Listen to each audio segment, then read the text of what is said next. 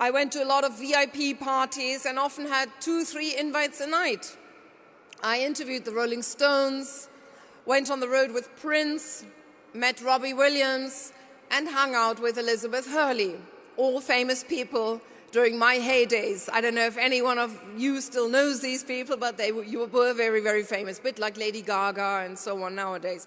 Anyway, once I went on stage in front of not 8,000 people, but 70,000 people. There was a sea of people and everybody screaming and clapping, and it felt like floating on a cloud of energy. But then when I went back to my hotel room, with the noise still ringing in my ears, I felt lonely. And somehow I had to come down from this rush of energy, you know, and I often was quite unhappy and not really satisfied despite having everything, you can say, you know, materially, externally.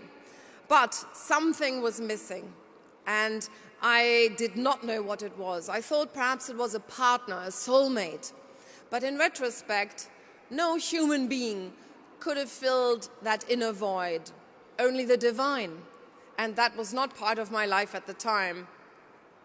Eventually, I experienced a deep crisis. I was rushing from one show to the next, always having to perform, always having to be perfect. And, you know, I didn't know why I was doing what I was doing. And on my way to Belgium to host yet another show, I was so low, I thought to myself, if the plane was to crash, I couldn't care less. And it was at this time of dissatisfaction that I was introduced to Islam, not by a long-bearded imam who perhaps rammed religious rulings down my throat, no, by a handsome sports star, Imran Khan. And I don't know if you know Imran Khan here in America. He was the captain of a cricket team in Pakistan, and he is now running for prime minister also in Pakistan. Anyway, so he talked about philosophy, and I always liked philosophy, you know, and he talked about Islamic philosophy. And in fact, just when I met him, he had just won the World Cup for Pakistan, which had completely passed me by, because being German, I wasn't raised with cricket, so I had no idea who he was. Anyway, he challenged me about the ethical and moral values, you can say. He asked me, for example, what was the purpose of life? What is the purpose of our life? This is one question each and every one of us needs to ask themselves. Why are you here on this earth? What is your contribution going to be? You know, what is it all about? And I simply didn't have an answer. I hadn't thought about it at the time. So anyway, he asked me out, and the first time I turned up to go out with a few friends, I was wearing a mini dress.